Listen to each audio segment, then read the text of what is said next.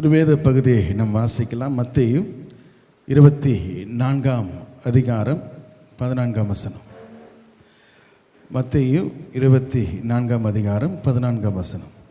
இங்கே வாசிக்கிறோம், ராஜ்யத்தினுடைய இந்த சுவிசேஷம் பரலோகம் பூலோகம் எங்குமுள்ள சகல ஜாதிகளுக்கும் சாட்சியாக பிரசங்கிக்கப்படும், அப்போது முடிவு வரும். இந்த ராஜ்யம் என்ற தலைப்பின் கீழே தான் நாம் செய்தியை நாம் கவனிக்கப் போகிறோம். ஏனென்றால் மிகவும் முக்கியமான ஒன்று என்று பார்க்கிறோம்.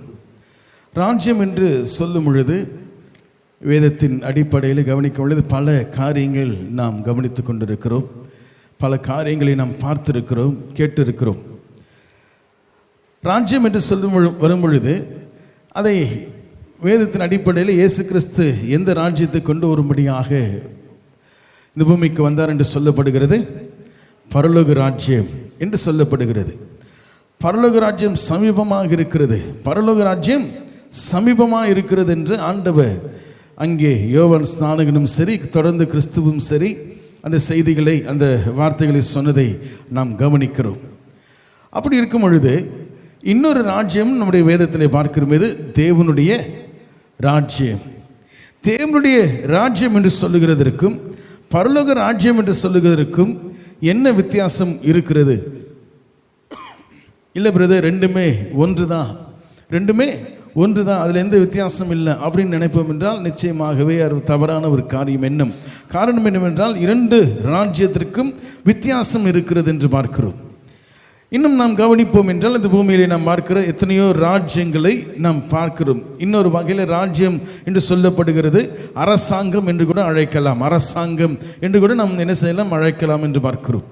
முதல்ல ஒரு சில நூற்றாண்டுகளுக்கு முன்பாகலாம் நாம் வாழ்ந்த ராஜ்யங்களுடைய பேர் என்ன, அல்லது மனிதர்களுடைய வாழ்ந்த ராஜ்யங்களுடைய பேர் என்ன என்றால், ஒரு தனிப்பட்ட மனிதனுடைய அரசாங்கத்திற்கு உட்பட்டவர்களாக வாழ்ந்தார்கள் என்று பார்க்கிறோம். அதன் பேர் தான் சுப்ரமசி கவர்மெண்ட் அப்படின்வாங்க. சுப்ரமசினா ஒரே ஒரு மனிதனுக்கு கீழாக ஒரு பகுதியானது ஜனங்கள் என்ன செய்தார்கள், வாழ்ந்தார்கள் என்று பார்க்கிறோம். ஆகவே தான் அநேக ராஜாக்களை நம்முடைய தேசம் என்ன செய்திருக்கிறது, கொண்டிருக்கிறது என்று பார்க்கிறோம். இன்றைக்கு கூட இந்தியா கூட பார்த்தீங்கன்னா ஒரே நாடு என்று சொல்லுகிறார்கள், ஒரே கவர்மெண்ட் என்று சொல்லுகிறார்கள். உண்மை ஆராய்ந்து பார்ப்போம் என்றால் இந்தியா ஒரு நாடு என்பது கிடையாது, தனித்தனியாக பிரிந்திருக்கிற என்ன மாகாணங்கள் என்று கூட நாம் சொல்லலாம். தனித்தனியாக ஒவ்வொரு பகுதியும் ஒவ்வொரு ராஜாக்கள் அரசர்கள் என்று செய்தார்கள், ஆண்டார்கள் என்று பார்க்கிறோம். நம்முடைய தமிழ்நாட்டை கவனித்து பார்க்கும் பொழுது அநேக அரசர்கள் என்ன செய்தார்கள், நம்முடைய தமிழ்நாட்டை ஆண்டு இருக்கிறார்கள் என்று பார்க்கிறோம். இன்றைக்கு இந்த உலகத்தினுடைய ராஜ்யம் அல்லது அரசாங்கத்தினுடைய என்ன குறிக்கோளை வைத்து கொண்டவர்களாக என்ன செய்கிறோம், நம் ராஜ்யங்களை இன்றைக்கு இருக்கிற தலைவர்களோ, இன்றைக்கு இருக்கிற ராஜாக்களோ, இன்றைக்கு இருக்கிற அரசர்களோ இந்த பூமியிலே ஆளுகை செய்து கொண்டிருக்கிறார்கள் என்பதை நாம் கவனிக்க வேண்டும். முதலாவதாக சில நூற்றாண்டுகள் அல்லது பல நூற்றாண்டுகளுக்கு முன்பாக ஒரு மனிதனுக்கு அடியிலே, ஒரு மனிதனுக்கு கீழாக என்ன செய்ததுங்க, ஒரு தேசமானது, ஒரு நாடானது என்ன செய்தது, நடத்தப்பட்டது என்று பார்க்கிறோம். அந்த மனுஷன் என்ன சொல்றாரோ அதை தான் எல்லாரும் செய்வார்கள். இங்கிலாந்தில் இன்றைக்கும் கூட ராஜ குடும்பத்தை நாம் பார்க்கிறோம். ஆகவே தான் அங்கே ராஜ குடும்பத்தை சேர்ந்த ராணி எலிசபெத் என்ன செய்கிறார்கள், இருக்கிறார்கள் என்று பார்க்கிறோம். பிரின்சஸ் இருக்கிறாங்கன்னு பார்க்கிறோம். இன்னும் பல நாடுகள் அப்படிதான். நேபாளெலாம் போனீங்கன்னா இன்னமும் என்ன அந்த ராஜாக்களை கொண்டிருக்கிற காரியங்கள் தான் நாம் பார்க்கிறோம். அதே போல் இந்த கர்நாடகா பகுதியில் போகணும்னா அங்கே மைசூரில் கூட பெரிய ஒரு பேலஸ் இருக்குது. அங்கே என்ன செய்கிறார், பெரிய ஒரு அரசாங்கம் ராஜா என்ன செய்திருக்கிறார், அங்கே வாழ்ந்திருக்கிற, அங்கே இருக்க சுற்றி இருக்கிற பகுதியில் இருக்கிறவர்களை என்ன செய்தார்கள், ஆண்டார்கள் என்று பார்க்கிறோம். கர்த்தருடைய பரிசுத்த நாமத்திற்கு ஸ்தோத்திரம் மகிமை உண்டாவதாக. இப்படியாக அரசாங்கங்கள், ராஜ்யங்கள் என்ன செய்துங்க, தனிப்பட்ட ரீதியிலே இருந்திருந்த ராஜ்யங்கள் ஆனது ஒரு அரசன் மரித்து போனார் என்றால் அந்த அரசனுக்கு பின்பாக இருக்கக்கூடிய அவருடைய வாரிசு ஒரு ராஜாவாக அமைக்கப்படுவார்கள் என்று பார்க்கிறோம். ஆனால் இன்றைக்கு இருக்கிற காலகட்டம், சமீபத்தில் இருக்கிற நாம் வாழ்ந்து கொண்டிருக்கிற காலகட்டமானது அரசர்களை கொண்டிருக்கிற என்ன செய்கிற ஒரு அரசாங்கங்களை நீங்களும் நானும் பார்க்க முடியாது. காரணம் என்னவென்றால், அன்றைக்கு சுப்ரமசி கவர்மெண்ட் என்று சொல்லப்படுகிறது போல இன்றைக்கு ஒரு அரசனை, ஒரு ராஜாவை அல்லது ஒரு அரசாங்கத்தை மக்களே தேர்ந்தெடுக்கக்கூடிய காரியமாக இன்றைக்கு மாறிவிட்டது என்று பார்க்கிறோம். கர்த்தருடைய பரிசுத்த நாமத்திற்கு ஸ்தோத்திரம் உண்டாவதாக. ஆகவேதான் அரசாங்கத்தையும் மக்களையும் இன்றைக்கு பிரிக்க முடியாது என்று பார்க்கிறோம். அரசர்கள் ஆண்டு கொண்டிருக்கிற ராஜாக்களோ அல்லது ஆண்டு கொண்டிருந்த ராஜாக்களோ அல்லது ஜனங்களை நான் என்ன செய்வேன் கொடுங்கோல் ஆட்சி என்று சொல்லுகிறது போல அப்பேற்பட்ட அவர்களை இருப்பு கோளால் அவர்களை என்ன செய்வார் ஆழ்வார் என்று சொல்லுகிறது போல அப்படியாக என்ன செய்கிறது வல்லமையாக அல்லது அதிகாரத்தோடு கூட ஆண்ட ராஜாக்கள் என்ன செய்தார்கள்? இப்படிப்பட்ட ஒரு காரியம் ஜனங்களே அல்லது மக்களே ராஜாவை தேர்ந்தெடுக்கக்கூடிய காரியம் வரப்போகிறது என்பதை அறியாமல் இருந்தார்கள் என்று பார்க்கிறோம். மனிதர்களுக்கோ அல்லது அரசாங்கத்தில் இருக்கிறவர்களுக்கோ பிடிக்காத ஒரு விஷயம் எது தெரியுங்களா? இப்படியாக ஜனங்கள் தேர்ந்தெடுக்கிற ஒரு காரியம். நம்முடைய தமிழ்நாட்டில் கூட இன்றைக்கு என்ன செய்கிறதுங்க, வருகிற 23ஆம் தேதி நமக்கு எலெக்ஷன் இருக்கிறது. யார் எதுக்காக எலெக்ஷனு? ஏதோ ஒரு எலெக்ஷன், எதுக்கோ ஒரு எலெக்ஷன் அப்படின்னு போகிறோம். இல்லை, நம்முடைய தமிழ்நாட்டை ஆளும்படியாக ஒரு முதலமைச்சர் தேர்ந்தெடுக்கும்படியாக நம்முடைய கரத்தில் என்ன இருக்குங்க? அதிகாரம் இருக்கிறது என்று பார்க்கிறோம். ஹல்லேலூயா. கர்த்தருடைய பரிசுத்த நாமத்திற்கு ஸ்தோத்திரம் உண்டாவதாக. மனுக்களும் விரும்பினாலும் விரும்பாவிட்டாலும், அரசர்கள் விரும்பினாலும் விரும்பாவிட்டாலும் இதுதான் உண்மை, இதுதான் நடந்து கொண்டிருக்கிறது. இதே சில நூற்றாண்டுகளுக்கு முன்பாக நாம் போவோம் என்றால் நிச்சயமாகவே ஒரே அரசனாக ஒரே ராஜ்யத்தை 40 வருடம் 50 வருடம் 60 80 வருடம் என்ன செய்கிறார்கள்? ஆண்டவர்கள் உண்டு என்று பார்க்கிறோம். ஏன் நம்முடைய சத்திய வேதத்தில் நீங்கள் நானும் கவனிக்கும் பொழுது தாவீது எத்தனை வருஷம் இஸ்ரவேலை ஆண்டார் என்று சொல்லப்படுகிறதுங்க? 40 வருஷம். அது அவரை தொடர்ந்து இருக்கிற அவருடைய மகன் சாலமோன் எத்தனை வருஷம் ஆண்டார் என்று சொல்லப்படுகிறது? அவரும் 40 தான். தாவீதின் நாட்களை காட்டில சாலமோனுடைய அரசாட்சியில் மிகுந்த சமாதானத்தை கொண்டிருந்த ஒரு தேசமாக இஸ்ரவேல் இருந்தது என்று, அதன் பின்பு மிகுந்த பாடுகளுக்குள்ளாக போனது என்று பார்க்கிறோம். சரி, 40 வருஷம் ஒரு மனிதன் நம்மை ஆளுகை செய்கிறார், ஆண்டு கொண்டிருக்கிறார் என்றால் என்னவாகிறது? நம்முடைய தேசம், இந்திய தேசத்தில் அப்படிப்பட்ட ஒரு கொள்கை இருந்திருக்கும் என்றால், டெமோக்ரஸி இல்லை, ராஜாக்களை தங்களை என்ன செய்து விட முடியும்? தேர்ந்தெடுத்து கொள்ள முடியும், ராஜ குடும்பம் தான் அங்கே இருக்க முடியும் என்கிற காரியங்கள் இருக்கும் என்றால், இன்றைக்கு இருக்கிறது போல நம்மால் என்ன செய்ய முடியாதுங்க? தேர்ந்தெடுக்க முடியாது. இன்றைக்கு நமக்கு இருக்கிற அந்த அதிகாரத்தை போல அந்த நாட்களில் இருந்தது கிடையாது என்று பார்க்கிறோம். ஆனால் இந்த காரியத்தை, இந்த ராஜ்யங்களை ஆளக்கூடிய அரசர்களை, மனிதர்களை தேர்ந்தெடுக்கக்கூடிய காரியத்தை கொண்டு வந்தது யார் தெரியுங்களா? தெய்வம்தான். தெய்வம் தான் என்ன செய்தார்? அந்த சுப்ரீமசி கவர்மெண்ட்டையும் கொண்டு வந்தது அவர் தான். அதன் பின்பாக ஜனங்கள் தான் என்ன செய்யணும்? ஜனநாயகம் தான், அதாவது மக்கள் தான் ராஜாக்களை அரசர்களை தேர்ந்தெடுக்க வேண்டும் என்ற காரியத்தையும் கொண்டு வந்ததும் தெய்வம் என்று பார்க்கிறோம். ஏனென்றால் மக்களுடைய விருப்பத்துக்கு மாறாக ஒருவரும் என்ன செய்யக்கூடாதுங்க? அரசாங்கத்தை நடத்தக்கூடாது என்பது ஒரு கொள்கை என்று பார்க்கிறோம். மனிதனுடைய இடத்துல இன்றைக்கு இருக்கிற எந்த நாடுகளை நீங்கள் கவனித்து பார்ப்பீர்கள் என்றாலும் இது உண்டு. ஆனால் ஒரு சில நாடுகளில் இன்னமும் சுப்ரீமசி கவர்மெண்ட்டை நம்ம பார்க்குறோம். சவுதி அரேபியா போன்ற நாடுகளில் இன்னும் அங்கே ராஜாக்கள் என்ன இருக்கிறதை நாம் பார்க்கிறோம். அவர்கள் தான் கவர்மெண்ட்டை என்ன செய்கிறாங்க? ஆண்டு கொண்டு இருக்கிறாங்க. அவருக்கு பின்பு அவருடைய மகன், அவருடைய மகனுக்கு பின்பு அவருடைய மகன் என்ற காரியத்தில் இன்றைக்கு இருக்கிற சில அரசாங்கங்கள் போய்கொண்டு இருக்கலாம். நம்ம தமிழ்நாட்டில் கூட சில பேர் சொல்கிறாங்க என்ன சார் குடும்ப அரசியல் நடக்கிறது என்று கூட சொல்லுவார்கள். ஆனால் உண்மையை நானும் கவனித்து பார்ப்போம் என்றால், ஒரு அரசாங்கத்தை தேர்ந்தெடுக்கக்கூடிய காரியத்தை இன்றைக்கு தெய்வம் மனிதனுடைய மக்களுடைய கரத்திலே ஆண்டவர் கொடுத்திருக்கிறார் என்று பார்க்கிறோம். ராஜ்யம் என்கிற விஷயத்திலே உலகத்தில் இருக்கிற காரியங்களையும் வேதத்தில் இருக்கிற காரியங்களையும் நீங்கள் நானும் கவனித்து பார்ப்போம் என்றால், நீங்கள் நானும் எதிர்பார்த்து கொண்டிருக்கிற அந்த பரலோக ராஜ்யம் எப்படிப்பட்டதாக இருக்கும், அல்லது தேவனுடைய ராஜ்யம் என்று அழைக்கப்படுகிறதே அது எப்படிப்பட்டதாக இருக்கும் என்கிற காரியங்களை நம்மால் புரிந்து கொள்ள முடியும். வேதம் சொல்லுகிறது போல தேவனுடைய காரியங்கள் அடுத்தவைகள் நமக்கு, தேவனுக்குரியவைகள் நமக்கு அடுத்தவைகள் அல்ல, நமக்கானவைகள் என்ற எண்ணத்தோடு கூட ஆண்டவர் வேதத்தை எழுதி வைத்திருக்கிறார். நமக்கு அநேக காரியங்களை நமக்கு வெளிப்படுத்தி கொண்டிருக்கிறார். பரிசுத்த ஆவியானவர் மூலமாக நம்மை சத்தியங்களிலே நம்மை தேவன் நடத்தி கொண்டிருக்கிறார் என்று நாம் பார்க்கிறோம். அப்படி என்றால் ராஜ்யம் என்று சொல்லப்படுகிறது போல இயேசு கிறிஸ்து அநேக விஷயங்கள் இன்றைக்கு ராஜ்யங்கள் என்ன செய்கிறதுங்க? அந்த நாட்கள் ஏறக்குறைய 2000 வருஷத்துக்கு முன்பாக இருந்த ராஜ்யத்தை குறித்து ஆண்டவர் சொல்லுகிறார். என்னன்னு சொல்றார்? நீ நினைக்கிறது போல என்னுடைய ராஜ்யம் இவ்வுலகத்துக்குரியது அல்ல அப்படின்றார். காரணம் என்னவென்றால், இந்த உலகத்தில் இருக்கிற ராஜ்யங்களுடைய நோக்கம் என்ன, இந்த உலகத்தில் இருக்கிற ராஜ்யங்களுடைய எண்ணம் என்ன, என்னவாக அவர்கள் எப்படியாக செய்து கொண்டிருக்கிறார்கள். கொடுங்கோல் ஆட்சியை போலதான் இன்றைக்கு நடந்து கொண்டிருக்கிறது என்று பார்க்கிறோம். எப்படியாவது ஜனங்களை என்ன செய்யணும், கீழ்ப்படுத்த வேண்டும். அந்த ஜனத்தை நாம் என்ன செய்யணும், சிறைபிடிக்கணும். ஒரு தேசம், ஒரு நாடு அல்லது ஒரு பகுதி அந்த அரசாங்கத்திற்கு கீழ்ப்படியாமல் இருக்கும் என்றால், அல்லது அவர்களுக்கு ஒத்துப்போகாமல் இருப்பார்கள் என்று எப்படியாவது எந்த வகையிலாவது அந்த பகுதியை அவர்கள் ஆண்டு கொள்ள வேண்டும், அதை கீழ்ப்படுத்த வேண்டும் என்ற எண்ணத்திலே தான் அரசாங்கங்கள் இன்றைக்கு போய்கொண்டிருக்கிறது, ஓடிக்கொண்டிருக்கிறது என்று பார்க்கிறோம். ஆகவேதான் இன்றைக்கு பார்க்கிறோம், பாகிஸ்தானில் பெரிய பிரச்சனை ஓடிட்டு இருக்கு. ஜம்மு காஷ்மீரில் பெரிய பிரச்சனை. யாருக்குங்க? பாகிஸ்தானுக்கு இந்தியாவுக்கும் பெரிய பிரச்சனை. எதை குறித்து? ஜம்மு காஷ்மீரை குறித்து. ஏன் அந்த பகுதி மாத்திரம் இவ்வளோ பிரச்சனையில் இருக்கிறது? காரணம் என்னவென்றால், அந்த சுதந்திரம் கிடைத்த அந்த நாட்களிலே இந்தியன் கான்ஸ்டியூஷன் அல்லது பாகிஸ்தானில் இருக்கிற கான்ஸ்டியூஷன், காந்தி மற்றும் பெரிய தலைவர்கள் என்ன செய்தார்கள், தேசங்களை பிரித்தார்கள் என்று பார்க்கிறோம். அது வரைக்குமாக இந்தியா பாகிஸ்தானில் ஒரே பகுதியாக இருந்தது என்று பார்க்கிறோம். ஆகவே பிரிக்கிற அந்த நாட்களிலே தான் அன்றைக்கு இருந்த ஒவ்வொரு பகுதியும் ஆண்ட அரசர்கள் என்ன செய்தார்கள், தங்கள் ராஜ்யங்களை கொண்டு போய் இந்தியாவினுடைய இந்தியன் கான்ஸ்டியூஷன் எழுதினார்களே அவரிடத்திலே கொண்டு போய் ஒப்பு கொடுத்தார்கள். கர்நாடகாவை ஆண்ட அரசன் போய் கொடுத்தார், தமிழ்நாட்டை ஆண்ட அரசர்கள் போய் கொடுத்து விட்டார்கள், கேரளாவில் இருக்கிறவங்க போய் கொடுத்தாங்க, அந்த பக்கத்தில் தெலுங்கானா போன்ற ஆந்திரா பகுதியில் இருக்கிறவங்க, இன்னும் மத்திய பிரதேசம் எல்லா பகுதியில் இருக்கிறவங்களும் போய் என்ன செய்தாங்க, தங்கள் ராஜ்யங்கள் என்ன செய்த அரசாங்கத்தை அவர்கள் ஆண்டு கொண்டு இருக்கிற பகுதி இந்தியன் கான்ஸ்டியூஷனில் போய் இணைத்தார்கள் என்று பார்க்கிறோம்.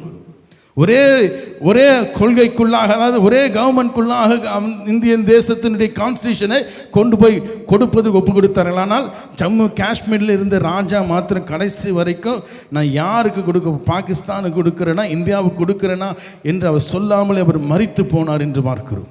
ஆகவே தான் இன்று வரைக்கும் யாருக்கும் தெரியாமல் இன்றைக்கு சண்டை என்ன செய்யுதுங்க, பல ஆண்டுகளாக 70-75 ஆண்டுகளாக சண்டை போட்டு கொண்டு இருக்கிறோம். இது என்னுடையது, இது உன்னுடையது என்று சொல்லி இந்தியாவும் சரி பாகிஸ்தானும் சரி என்ன செய்கிறது, சண்டை போட்டு கொண்டு இருக்கிறது என்று பார்க்கிறோம். சரி, காரணம் என்னவென்றால், ஒரு அரசாங்கத்திற்கு ஒரு ராஜ்யத்திற்கு தங்களை ஒப்பு கொடுக்காது இருக்கிற நாடுகள் இன்றைக்கு என்ன செய்கிறதுங்க, அதில் சேராத நாடுகளை அழிக்கும்படியாக மேற்கொள்ளும்படியாக என்ன செய்கிறார்கள், காரியங்களை நடப்பித்துக் கொண்டிருக்கிறார்கள் என்று பார்க்கிறோம். ஆகவே அத்தனை சண்டை போட்டுக்கொண்டு இன்றைக்கானது இந்த உலகம் முழுவதுமாக அவ்வண்ணமாக என்ன செய்கிறதுங்க, போய்கொண்டிருக்கிறது என்று பார்க்கிறோம். ஆனால் இயேசு கிறிஸ்து தெளிவாக ஒரு வார்த்தை சொல்றார், என்னுடைய ராஜ்யம் இவ்வுலகத்துக்குரியது அல்ல என்று. அப்படி என்றால் அந்த ராஜ்யத்தை இயேசு கிறிஸ்து இந்த உலகத்தில் ஸ்தாபிக்கும்படியாக வந்தார். வேதத்தில் அநேக காரியங்களை நாம் பார்க்கிறோம்.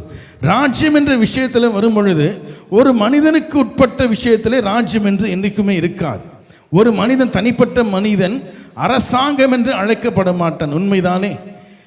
ஒரு தனிப்பட்ட மனிதன் அரசாங்கம் என்று அழைக்கப்பட மாட்டான். ஒரு தனிப்பட்ட மனிதன் ஒரு ராஜ்யம் என்று அழைக்கப்பட மாட்டான். இன்றைக்கு உதாரணத்துக்கு மோடி மாத்திரம்தான் இருக்கிறார்னு நினச்சிக்கோங்களேன். ஒரு மோடி மாத்திரம்தான் இருக்கிறார், அவர் மாத்திரம்தான் இந்த உலகத்தை இந்த இந்தியாவில் இருக்கிறார். அவர் ஒரு ராஜ்யம், அவர் ஒரு அரசாங்கத்தை நடத்தி கொண்டு இருக்கிறார் என்று சொல்லுவோம் எல்லாம் சிரிப்பாங்க. நான் ராஜாவா என்று சொல்லும் சிரிக்கிறேன். அப்படிதான் இயேசு கிறிஸ்துவை கூட என்ன செய்தார்கள், அவர் நான் ராஜா, சிறப்பின் ராஜா என்று சொல்லும் பொழுது கூட இயேசு கிறிஸ்துவின் மேலே அவர்கள் என்ன பண்ணாங்க, கேலி கிண்டல் பண்ணும்படியாக வந்தார்கள், கேலி கிண்டலை செய்தார்கள் என்று பார்க்கிற காரணம் என்ன, இவன் எப்படி அரசனாக முடியும், இவன் ஒற்றையாளாக இருக்கிறானே, இவன் பின்னாடி ஒரு ராஜ்யமும் இல்லை, ஒரு அரசாங்கமும் இல்லையே, ஒரு மக்களும் இல்லையே என்று சொல்லி என்ன செய்தார்கள், அங்கே இயேசு கிறிஸ்துவை கிண்டல் செய்தார்கள் என்று பார்க்கிறோம். ஆகவே தான் அவர் மரிக்கும் பொழுது கூட சிலுவையில மேலே ஒரு வாசகத்தை எழுதி போடுகிற, என்ன வாசகம் போட்டாங்க, இவர் யூதருடைய ராஜா அப்படின்ட்டு என்ன கிண்டல் பண்ணும்படியாக அது பலகை அடைத்தார்கள் என்று பார்க்கிறோம். காரணம் என்னவென்றால், ஒரு தனிப்பட்ட மனிதனால ஒரு அரசாங்கத்தை, அவன் ஒரு தனிப்பட்ட மனிதனாக இருக்கிறவன் ஒரு அரசாங்கத்தை நடத்த முடியாது, அல்லது ஒரு அரசாங்கம் என்றும் அவனை அழைக்க முடியாது என்று பார்க்கிறோம். கர்த்தருடைய பரிசுத்த நாமத்திற்கு ஸ்தோத்திரம் உண்டாவதாக. அப்ப ராஜ்யம் என்ற விஷயத்திலே இந்த உலகம் முழுவதுமாக, இந்த உலகத்தில் எல்லா பகுதிகளும் ஒரு மனிதனுக்கு அல்லது ஒரு அரசாங்கத்திற்கு கீழ்ப்பட்டவர்களாக நீங்களும் நானும் என்ன செய்கிறோம்? வாழ்ந்து கொண்டிருக்கிறோம் என்று பார்க்கிறோம். நீங்களும் நானும் இந்திய அரசாங்கத்திற்கு கீழ்ப்பட்டவர்களாக இருக்கிறோம். இந்தியன் கான்ஸ்டிடியூஷனுக்கு கீழ்ப்பட்டவர்களாக இருக்கும். அதிலும் கூட இன்னும் பிரிவாக பல மாநிலங்கள் இருக்கிற, ஸ்டேட்ஸ் இருக்கிறது. அந்த ஸ்டேட்டில் பார்த்தீங்கன்னா தமிழ்நாடு என்று சொல்லப்படுகிற தனி ஒரு ஸ்டேட். அந்த ஸ்டேட்டுக்கென்று ஒரு தலைவர் இருக்கிறார்கள், ஒரு முதல்வர் இருக்கிறார், அந்த ஸ்டேட்டுக்கு அமைச்சர்கள் இருக்கிறார்கள். அதை இன்னும் போவீங்களா, ஒவ்வொரு பகுதிக்கும் ஒவ்வொரு அமைச்சர்கள் இருக்கிறது நாம் கவனிக்கிறோம். அரசாங்கத்தின் காரியங்கள் அவ்வண்ணமாக என்ன செய்கிறதுங்க? அமைக்கப்பட்டிருக்கிறது என்று பார்க்கிறோம். ஆனால் இயேசு கிறிஸ்து தெளிவாக சொல்றார், இந்த வகையில் என்னுடைய ராஜ்யம் இருக்கிறது இல்லை, இந்த வகையில் என்னுடைய ராஜ்யம் இருக்க போவதில்லை என்று ஆண்டவர் சொல்றார். அப்படி என்றால் தேவனுடைய ராஜ்யம் என்று சொல்லப்படுகிறவை, தேவனுடைய அரசாங்கம் என்று சொல்லப்படுகிறவை இந்த உலகத்திலே எவ்வண்ணமாக இயங்கிக் கொண்டிருக்கிறது, எப்படி இயங்கிக் கொண்டிருக்கிறது என்பதை நீங்களும் நானும் என்ன செய்யணும்? கவனிக்க வேண்டும். அப்படி இருக்கும் பொழுது, அவ்வண்ணமாக நாம் கவனிக்கும் பொழுது, பரலோக ராஜ்யம் என்று இயேசு கிறிஸ்து சொன்னதற்கும் அல்லது தேவனுடைய ராஜ்யம் என்று இயேசு கிறிஸ்து சொன்னதற்கும் என்ன வித்தியாசம்? எந்த வித்தியாசத்திலே ஆண்டவர் அதை சொல்லு, இது பரலோக ராஜ்யம், இது தேவனுடைய ராஜ்யம் என்று எப்படி எந்த விதத்திலே நீங்களும் நானும் அவைகளை கவனிக்க முடியும், பார்க்க முடியும்? இந்தியன் கவர்மெண்ட் என்று சொல்லப்படுகிறது பரலோக ராஜ்யமாகவும், இந்தியன் கவர்மெண்ட்ல இந்தியா ஒரு அரசாங்கம், இந்தியா ஒரு தேசம். அது அந்த தேசத்தில் இன்றைக்கு யாருடைய ஆட்சி நடக்கிறது? மோடியினுடைய ஆட்சி. இன்னும் ஒரு 5 வருஷம் கழிச்சு யாருடைய ஆட்சி நடக்கும்? காங்கிரஸ். யாரோ ஒரு ஆட்சி, அவரை திரும்பி அவரும் வரதுக்கு வாய்ப்பு இருக்கு. யாரோ ஒரு ஆட்சி நடக்க போகிறது. காரணம் என்னவென்றால், இரண்டுக்கும் வித்தியாசம் என்ன? அரசாங்கம் என்று, இந்திய அரசாங்கம் என்பது ஒண்ணுதான், இந்தியா என்பது ஒண்ணுதான். அதுபோலதான் பரலோகமும் கூட, பரலோக ராஜ்யம் என்று சொல்லப்படுகிறது கூட ஒன்றுதான். அது பரலோகத்தில் சொல்வது போல நம் பார்க்காத ஒரு இடம், பார்க்காத சிருஷ்டிகள், அவைகள் தேவனுடைய அரசாங்கத்திற்குள்ளாக வாழ்ந்து கொண்டிருக்கிறார்கள். அது நமக்கும் பூமிக்கும் பரலோகத்திற்கும் இடையே பெரிய ஒரு பிளவு இருக்கிறது என்று பார்க்கிறோம். அதை அந்த பரலோகத்திலே, அந்த தேசத்திலே ஆண்டவராக இயேசு கிறிஸ்து அல்லது பிதாவாக தேவனுடைய ஆளுகை இருக்கிறது என்று பார்க்கிறோம். அது பரலோக ராஜ்யம் என்று சொல்லப்படுகிறது. அந்த பரலோக ராஜ்யத்திலே இந்த பூமிக்குரிய, இந்த பூமியானது என்ன செய்யப்பட வேண்டும் என்றால் சேர்க்கப்பட வேண்டும். இந்த பூமியானது சேர்க்கப்பட வேண்டும். ஆனால் இந்த பூமியை பரலோக ராஜ்யத்திற்குள்ளே சேர்க்கப்பட வேண்டும் என்றால் இந்த பூமி யாருடைய ஆளுகைக்குள்ள வரணும்? தேவனுடைய ஆளுகைக்குள்ளாக வர வேண்டும் என்பதை நீங்கள் நானும் புரிந்து கொள்ள வேண்டும். ஆகவே தான் ஆண்டவர் சொல்றார், ராஜ்யம் எங்கே இருக்கிறது என்று கேள்வி கேட்கும் பொழுது, ராஜ்யம் உங்களுக்குள்ளே இருக்கிறது என்று சொல்லி போகிறார். தேவனுடைய ஆளுகை என்பது நமக்குள்ளே இருக்கிறது என்று ஆண்டவர் சொல்லி போகிறார் என்று பார்க்கிறோம். உதாரணமாக ஆதியாகமம் 1ஆம் அதிகாரத்திலே நாம் முதல் வசனத்திலே வாசிக்கும் பொழுது, ஆதியிலே தேவன் வானத்தையும் பூமியையும் சிருஷ்டித்தார். இதில் எங்க பிரதர் ராஜ்யம் இருக்கிறது, இதில் எங்க அரசாங்கம் இருக்கிறது என்று நீங்கள் கேள்வி கேட்பீர்கள் என்றால், ஆதியிலே தேவன் வானத்தையும் பூமியும் சிருஷ்டித்தார் என்றால், வானம் என்று சொல்லப்படுகிறது பரலோக ராஜ்யம். வானம் என்று சொல்லப்படுகிறது பரலோக ராஜ்யத்திற்கு சேர்ந்த சிருஷ்டிகள். அந்த வானம் என்று சொல்லப்படுகிற, நீங்கள் நானும் இன்றைக்கு வானத்தை பார்க்கிறோமே, வானத்தில் எத்தனை சிருஷ்டிகள் இருக்கிறது? நம்முடைய சூரிய குடும்பத்தில் மாத்திரம் ஏறக்குறைய 9 to 10 கோள்கள் இருக்கிறதுன்னு சொல்றாங்க. இன்னும் பல நமக்கு தெரியாத எத்தனையோ லட்சக்கணக்கான சூரிய குடும்பங்கள், கேலக்சி, மில்கி வேஸ் இருக்கின்றாங்க. அந்த சூரிய குடும்பமாக இருக்கக்கூடிய அந்த மில்கி வே என்று சொல்லப்படுகிறது போல பல கோடிகள் இந்த உலகத்தில் இருக்கிறதுன்னு சொல்றாங்க. அப்படி என்றால் இந்த பூமிக்கு எதிராக இருக்கக்கூடிய அல்லது மேலே இருக்கக்கூடிய அந்த எல்லா சிருஷ்டிகளும் என்ன செய்கிறதுங்க? தேவனுடைய ராஜ்யத்திற்குள்ளே வாசம் பண்ணி கொண்டு இருக்கிற, தேவனால் நடத்தப்படுகிற ராஜ்யத்திற்குள்ளே அவர்கள் வாழ்ந்து கொண்டிருக்கிறார்கள். அதை தான் பரலோக ராஜ்யம் என்று சொல்லப்படுகிறது. உதாரணமாக அந்த பரலோக ராஜ்யத்தில் வீனஸ் இருக்கு, அந்த பரலோக ராஜ்யத்தில் ஜூபிட்டர் என்ற கிரகம் இருக்கு, அந்த பரலோக ராஜ்யத்தில் சந்திரன் என்ற கிரகம். உதாரணத்துக்கு நான் இது சொல்றேன். அப்படி போல எல்லா சிருஷ்டிகளும் சேர்ந்து வாசம் பண்ணு, தேவனுடைய ஆளுகைக்குள்ளாக வாசம் பண்ணுகிற இடத்தை தான், ஸ்தலத்தை தான் வேதம் சொல்லுகிறது பரலோக ராஜ்யம். பரலோக ராஜ்யம் சமீபமா இருக்கிறது என்று ஆண்டவர் சொல்லுகிறது. நீங்களும் நானும் தேவனால் நடத்தப்படுகிற தேவனுடைய அரசாங்கத்திற்குள் வாழ்ந்து கொண்டிருக்கிற சிருஷ்டிகளிலே நீங்களும் நானும் ஒரு சிருஷ்டியாக சேர்க்கப்படுகிறது தான் ஆண்டவர் சொல்லுகிறார். சமீபமா இருக்கிறது, சமீபமா இருக்கிறது என்று. இது இங்க இருந்து கொண்டு போய் அங்க வைக்கிறதோ அல்லது அங்க இருந்து கொண்டு போய் இங்க டிராவல் பண்ற விஷயத்தை ஆண்டவர் சொல்லல. இந்த பூமியானது என்ன செய்கிறது? ஒழுங்கின்மையும் வெறுமையாக மாறி தேவனுக்குரியவைகளாக இந்த பூமி மாறாதபடி, தேவனை விட்டு தூர போனபடியினாலே இந்த பூமி ஆண்டவர் என்ன செய்கிறார்? சரிபடுத்திக் கொண்டிருக்கிறார். இந்த பூமி, இந்த நாம் வாழ்ந்து கொண்டிருக்கிற இந்த பூமியானது பரலோக ராஜ்யத்திற்குள்ளே சேரப்படுவதற்கு நீங்கள் நான் இந்த பூமியிலே நாம் வாழ்கிற நமக்குள்ளே முதலாவது தேவனுடைய ஆளுகை வர வேண்டும். ஹல்லேலூயா. தேவனுடைய ஆளுகை வந்த பிறகுதான் நீங்கள் நானும் எப்படி மாற முடியும்? பரலோக ராஜ்யத்தின் சிருஷ்டிகளாக நீங்கள் நானும் அந்த கணக்கிலே நாம் சேர்க்கப்படுகிறோமா? கர்த்தருடைய பரிசுத்த நாமத்திற்கு ஸ்தோத்திரம் உண்டாவதாக. இதுதாங்க பரலோக ராஜ்யத்திற்கும் தேவனுடைய ராஜ்யத்திற்கும் உள்ள வித்தியாசம்.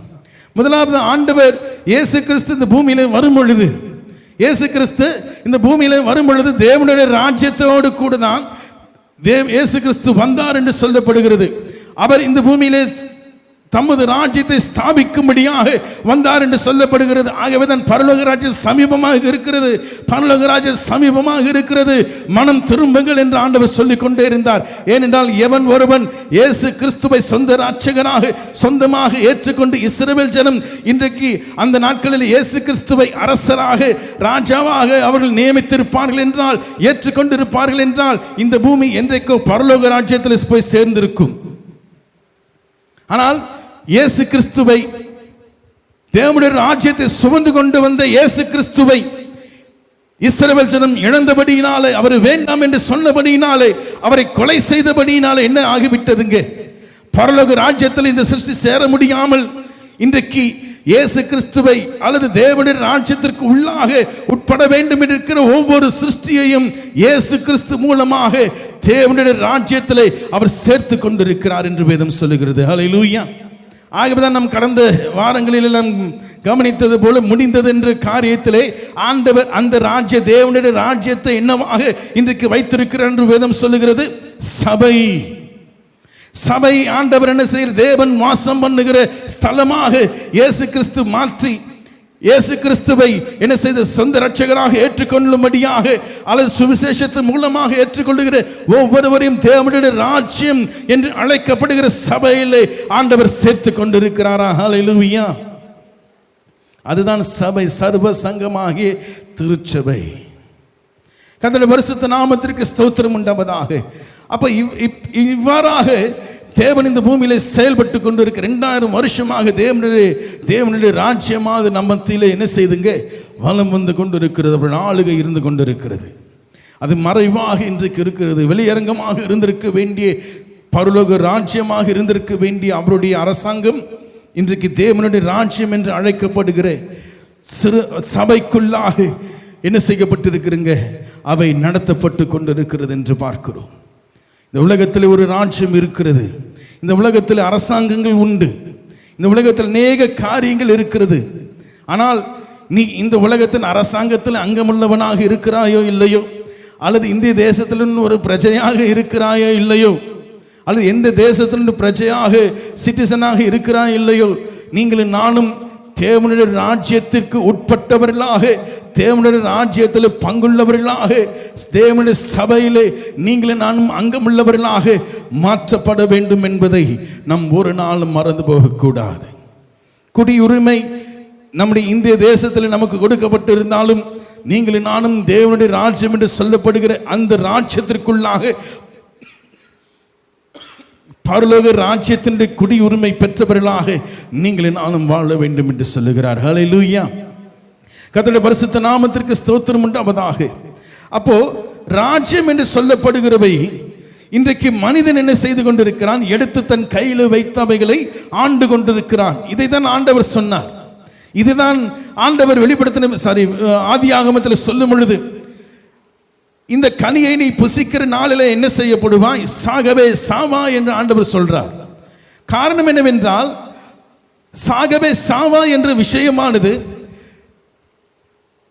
மனிதன் தேவன் வேண்டாம் என்று அவரை விட்டு வெளிவந்தபடியினாலே, அவரை விட்டு தூரமாக அவன் வந்தபடியினாலே, என்னை நானே ஆண்டு கொள்வேன் என்ற அந்த சிந்தையோடு கூட நன்மை தீமை என்ற அந்த அறிவை பெற்றவனாக, எது நல்லது எது கெட்டது எனக்கு தெரியும். இன்னைக்கு நான் நினைக்கிறேன், எது நல்லதோ அதை செஞ்சா போதும், எது கெட்டதோ அதை விட்டுட்டா போதும் அப்படின்னு நினைக்கிறேன். இல்லை, அது தெய்வம் எதிர்பார்க்கிறது அல்ல. அது மனிதனுடைய அரசாங்கத்துக்குரியது, அது மனிதனுடைய ராஜ்யத்துக்குரியது. எதுங்க நல்லது எது கெட்டது எது. இன்னைக்கு கூட நீங்களும் நானும் அந்த எலெக்ஷனில் போய் ஓட்டு போடுறோம், ஓட்டு போடும்படியாக இருக்கிறோம். யாருக்கு போடுறது தெரியல, ஒரே குழப்பமாக இருக்குது இந்த நாட்கள். என்ன செய்ய, யாருக்கு போடுறதுன்னு தெரியல. பார்க்குறவங்க சொல்கிறாங்க, நீங்கள் சொல்லுங்கள், இவங்களுக்கு போடணும்னு சொல்லுங்கள், அங்கே போடுங்க, அவங்களுக்கு போடுங்க அப்படின்னு பல பேர் நமக்கு என்ன செய்கிறாங்க, ஆப்ஷன் கொடுக்குறாங்க. ஆனால் இப்படிப்பட்ட அரசாங்கத்துக்குள்ளாக நான் யாருக்கு நான் போடுறது, அவர் எது நல்லது செய்கிறாங்க, யார் கெட்டது செய்கிறாங்க. இன்னொரு விஷயத்தை நான் புரிஞ்சுக்கணும், இந்த பூமியில் இருக்கிற வரைக்கும் மனுஷன் நல்லது செஞ்சாலும் கெட்டது செஞ்சாலும் மனிதனுக்கு அழிவு தான், அதில் எந்த மாற்றம் கிடையாது. காரணம் என்னவென்றால், தேவனற்றவனாக மனிதன் தன் வாழ்க்கையை நடத்தி கொண்டிருக்கிறான். தேவனற்றவனாக மனுக்குளம் இந்த பூமியை என்ன செய்துங்க, நடத்தி கொண்டிருக்கிறது. ஆகவேதான் அவன் நல்லது செஞ்சாலும் அவனுக்கு பிரச்சனை தான், அவன் தீமை செய்தாலும் இன்னும் அதிக தீமையிலே தான் போகிறான். அதாவது நல்லது செஞ்சாலும் அவனுக்கு தீமை தான் வருகிறது, அவன் கெட்டது செஞ்சாலும் அவனுக்கு தீமை, இன்னும் அதிக தீமையிலே அவன் என்ன செய்கிறான், உலர்ந்து போகிறான் என்று பார்க்கிறோம். ஏனென்றால் நன்மை செய்யத்தக்க காரியம் மனிதனுக்குள்ளே இல்லை என்று பார்க்கிறோம். என்ன மனிதனுக்குள்ளே என்ன இல்லை, மனிதனுக்குள்ள என்ன இல்லை, நல்லது இருக்குன்னு நினைக்கிறீங்களா? ஆமாங்க, அது நல்லதுங்க, அவன் செய்யறதெல்லாம் நல்லது தானே, அவர் சொல்றது அவன் பண்ணதெல்லாம் நல்லது தானே. 5 வருஷம் எவ்வளோ நல்லா இருந்துச்சு பார்த்தீங்களா, 5 வருஷம் எவ்வளோ மோசமாக இருந்தது பார்த்தீங்களா, அப்படின்னு நீங்களும் நான் என்ன செய்ய, நன்மை தீமை என்ற விதத்திலே தான் நம் அரசாங்கங்களை கவனித்துக் கொண்டு இருக்கிறோம். இன்றைக்கு இருக்கிற அரசாங்கத்தில் இருக்கிற தலைவர்களும் சரி, யாருமே மனிதர்களுக்கு அல்லது மக்களுக்கு தன்னுடைய ஜனத்திற்கு நல்லது செய்யும்படியாக இருக்கிறார்களோ இல்லையோ, ஆனால் தீமைகளை செய்வதற்கு இன்றைக்கு இருக்கிற அரசாங்கங்கள், இந்தியா மாத்திரம் இல்லைங்க, எல்லா தேசங்களும், உலகத்தில் இருக்கிற எல்லா தேசங்களும், 300க்கு மேற்பட்ட தேசங்கள் உண்டு என்று சொல்லுகிறார்கள். எல்லா நாடுகளும் என்ன செய்கிறது, மனிதனுக்கு தீமையை செய்யும்படியாக தான் போகிறார்களே அன்றி நன்மை செய்கிறவன் ஒருவனும் இல்லை. நன்மை செய்யக்கூடிய ஒருவனும் இந்த பூமியில கிடையாது என்று பார்க்கிறோம். ஏனென்றால் அவனுக்குள்ள இருக்கிற பிரமாணம் நல்லது கெட்டது என்ற பிரமாணம். இப்போ ஒரு அரசாங்கம் நல்லது செய்கிறது அப்படின்னா, இன்னைக்கு பெண்களுக்கெல்லாம் 1000லேருந்து 2000 ஆக்குறாங்க, 2000லேருந்து 3000 மாதம் மாதம் தரன்றாங்க. அது நல்லதுன்னு நினைக்கிறோமா? அது நல்லதுன்னு இன்றைக்கு நீங்களே நானும் என்ன செய்கிறோம்? ஆமாம், மாதம் 2000 வந்தா நல்லது தானே. காலேஜ் படித்து முடிச்சுட்டு ஒரு 6 மாதம் வேலை கிடைக்கலன்னா மாதம் ஒரு 1000 ரூபாய் வந்தால் நல்லது தானே. 1000 ரூபாய் வச்சு என்ன பண்ண முடியுங்க இந்த காலத்தில்? அவங்க கொடுக்கறது நான் குறை சொல்லலை, அவங்களுக்கு கொடுக்கறது சரி தவறு என்று நான் சொல்ல வரலை. அதில் என்ன நன்மை உங்களுக்கு எனக்கு இருக்குது? வாஷிங் மிஷின், ஃப்ரிட்ஜு, அது இதெல்லாம் தராங்களாம் 8000 ரூபாய் கொடுத்து. இன்னும் சில பேர் சொல்கிறாங்க, அந்த கேஸ் ஸ்டவ்லாம் இன்றைக்கி என்ன செய்கிற, கேஸ் அந்த சிலிண்டரை 6 சிலிண்டர் 8 சிலிண்டரும் ஃப்ரீயாக தராங்களாம் வருஷத்துக்கு. இது நல்லதுன்னு நினைக்கிறதா கெட்டதுன்னு நினைக்கிறதா? இன்றைக்கு தமிழ்நாடு மாத்திரமில்லைங்க, ஒவ்வொரு அரசாங்கங்களும் இன்றைக்கு இவ்வண்ணமாக தான் மனிதர்கள் என்ன செய்கிறார்கள், ஏமாற்றும்படியாக நன்மைகளை செய்கிறேன் என்று சொன்னாலும் கூட நன்மை செய்யாதவனாக இன்றைக்கு மனிதர்களை சோம்பேறியாக மாற்றக்கூடிய செயல்களை தான் இன்றைக்கு இருக்கிற அரசாங்கங்கள் செய்து கொண்டு இருக்கிறது. அல்லது ஒருவேளை ஒருத்தர் இவர் கொடுத்தா சரி நல்லா பண்ணுவாருன்னு பார்த்தா அவரையும் நல்லது செய்ய விட மாட்டாங்க. ஏனென்னா மனுஷனுக்குள்ள இருக்கிறது நன்மை தீமை என்கிற பிரமாணம் இருக்கிறபடினாலே இந்த ராஜ்யத்திற்குள்ளாக மனிதனுக்கு எந்த நன்மையும் வந்து சேராது. எந்த விதமான கடைசியிலே மனிதன் மரணத்தை தான் நோக்கி போவான். மரணத்துக்குரியவனாக தான் மனிதன் மாறி போவான். மனுஷனுடைய அரசாங்கம், மனுஷனுடைய ராஜ்யம், இது இந்த டெமோக்ரசி மாத்திரமில்லைங்க, அது ஜனநாயக மாத்திரமல்ல, சுப்ரமசி கவர்மெண்டாக இருந்த ஒற்றை ஆளாக இருந்த தேசங்களை ஆண்ட எத்தனை அரசர்கள் ராஜாக்கள் இருக்கிறார்கள். அவர்களும் கூட நன்மை தீமை என்ற விதத்திலே தான் என்ன செய்தார்கள், ஜனங்களை நடத்தி கொண்டிருந்தார்கள் என்று பார்க்கிறோம். ஒருவனும் மனிதனுக்கு நன்மை ஏற்படக்கூடிய காரியத்தை ஒருவனும் செய்ய முடியாதனால தான் 5 வருஷத்துக்கு ஒரு வாட்டி மக்களுடைய காலில் வந்து விழுறாங்க. வீடு வீடா போய் தேடுறாங்க. என்ன செய்யறாங்க? ஓட்டு கேட்குறாங்க. எங்களுக்கு செய்யுங்க, எங்களுக்கு பண்ணுங்க, எங்களுக்கு செய்யுங்க, எங்களுக்கு பண்ணுங்க அப்படின்னு. ஏனென்றால் இன்றைக்கு இருக்கிற அரசாங்கங்கள் தங்களுடைய காரியங்களை நன்மையாக மனிதனுக்கு செய்கிறதை காட்டிலும் தீமைகளை அதிகமாக செய்கிறபடினாலே தேவையில்லாதவர்களை கொடுத்து இன்றைக்கு மக்களை வாங்கும்படியாக பிரயாசப்பட்டு கொண்டு இருக்கிறார்கள். ஆகவே இயேசு கிறிஸ்து தெளிவாக சொல்றார், என்னுடைய ராஜ்யம் இவ்வுலகத்துக்குரியது அல்ல. அப்ப மனிதனுக்குள்ளே, மனிதனுடைய அரசாங்கத்திற்குள்ளே, விசேஷமாக மனுஷனுடைய ஆளுகைக்குள்ளே அல்லது மனுஷனுடைய கவர்மெண்ட்டுக்குள்ளே நன்மை தீமை என்கிற காரியம் இன்றைக்கு அதிகமாக செயல்பட்டு கொண்டிருக்கிறது என்று பார்க்கிறோம். அதிகம் என்று சொல்லுவதை காட்டில் 100% நன்மை தீமையில தான் இன்றைக்கு இருக்கிற இந்திய அரசாங்கம் செயல்படுகிறது. நன்மை தீமை என்ற விதத்தில் தான் இன்றைக்கு இருக்கிற தமிழ்நாட்டினுடைய அரசாங்கம் செயல்பட்டு கொண்டிருக்கிறது. நன்மை தீமை என்ற விதத்தில் தான் இன்றைக்கு இருக்கிற எல்லா ராஜ்யங்களும், பூமியில் இருக்கிற எல்லா தேசங்களில் இருக்கிற அரசாளுகிறவர்களும் நன்மை தீமை என்ற வகையிலே தான் செய்து கொண்டிருக்கிறார்கள். மக்களுக்கு சரியான விதத்தில் அவர்கள் எதையும் செய்ய முடியாத அளவுக்கு நன்மை தீமை என்ன செய்கிறதுங்க? இன்றைக்கு மனிதனை அழிவுக்கு நேராக நடத்தி கொண்டிருக்கிறது என்று பார்க்கிறோம். எனக்கு நல்லது, என் தேசத்திற்கு நல்லது என்று செய்கிற ஒவ்வொன்றுமே மனிதனை இன்றைக்கு என்ன செய்கிறது? அழித்து கொண்டு இருக்கிறது என்று பார்க்கிறோம். இன்றைக்கு இத்தனை பிரச்சனைகள் வருகிறது காரணம் என்ன? இத்தனை யுத்தங்கள் வருவதற்கு காரணம் என்னவென்றால் மனுஷன் நன்மை தீமை என்ற விதத்திலே அவன் அரசாங்கங்களை செயல்பட்டு கொண்டிருக்கிறபடினாலே ஒரு தனிப்பட்ட மனிதனுடைய காரியங்கள் இன்றைக்கு முழு உலகையும் என்ன செய்கிறதுங்க? உலுக்கி கொண்டிருக்கிறது என்று பார்க்கிறோம். அப்ப நன்மை தீமை என்ற விஷயம் ஒரு அரசாங்கத்திற்குள்ள இருக்கிறபடினால தான் இந்திய அரசாங்கம் 5 வருஷத்துக்கு மேல என்ன செய்யறாங்க? திணறுவாங்க. எப்படி திரும்பி தன் ஆட்சியை பிடிப்பதற்கு. தமிழ்நாட்டு அரசும் அப்படிதான் தன் ஆட்சியை பிடிக்கிறதற்கு திணறுகிறார்கள். காரணம் என்ன? நன்மை தீமை என்ற விதத்திலே தான் அவர்கள் ஜனங்களுக்கு செய்கிறார்கள் என்று அந்த நன்மை தீமை என்ற விஷயம் ஒருவனுக்கு நன்மையாகவும் இன்னொருவனுக்கு தீமையாக பாதகமாகவும் இருக்கிறபடினாலே இவர் வேண்டாங்க, இவர் வேண்டாங்க, ஆமாங்க இவர் வேண்டும் என்று சொல்லி மனிதன் தீர்மானித்துக் கொண்டிருக்கிறான் என்று பார்க்கிறோம். அப்போ தேவனுடைய ராஜ்யத்திற்குள்ளே பரலோக ராஜ்யம் என்று சொல்லுவதை காட்டின என்னன்னா, அதை நம்ம எப்போவோ இழந்துட்டோம். பரலோக ராஜ்யத்தோடு கூட இந்த சிருஷ்டி சேருகிற அந்த வாய்ப்பை, மனுக்களும் சேருகிற அந்த வாய்ப்பை நாம் 2000 வருஷத்துக்கு முன்பாக இஸ்ரவேலினுடைய தவறுதனாலே, யூதர்களுடைய தவறுதலாலே நாம் இழந்து போனோம். ஆனால் இன்றைக்கு உங்களுக்கு எனக்கும் தெய்வம் இன்னொரு வாய்ப்பு கொடுத்திருக்கு. என்ன வாய்ப்பு தெரியுங்களா? தேவனுடைய ராஜ்யத்திற்குள் சேரக்கூடிய வாய்ப்பு.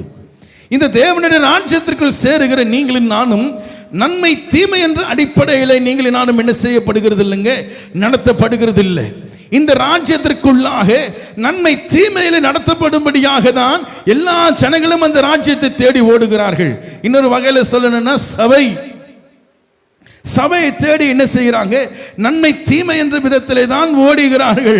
இவர் நல்லது செஞ்சாருன்னா இவர் ஓகே, இவர் நல்லது செய்யலைன்னா இவர் வேண்டாம், என்னங்க ஊழியக்காரர் இவர் இப்படி பண்றாரு என்று சொல்லி அவர்கள் என்ன செய்கிறோம்? அவருக்கு விரோதமாக சபையில் எழும்பி அந்த ஊழியக்காரர் ஓட விடுறாங்க. இன்னைக்கு எத்தனையோ பேர் மூப்பர் என்று சொல்லுகிறவர்கள், பெரிய பெரிய ஆட்கள் எல்லாம் என்ன செய்யறாங்க? வந்திருக்கிற ஊழியக்காரர் சரியில்லை, அவர் சரியா ஸ்ட்ரிக்டா பேசினாருன்னா அவர் சரியில்லைன்னு சொல்லி எல்லா கமிட்டியெல்லாம் கூப்பிட்டு பேசி அவரை இல்லாதபடி அடுத்த எலெக்ஷனை வச்சு அவரை தூக்கிடுறாங்க. அப்படிதானே இன்னைக்கு இருக்கிற சபைகளில் நடக்கிறது.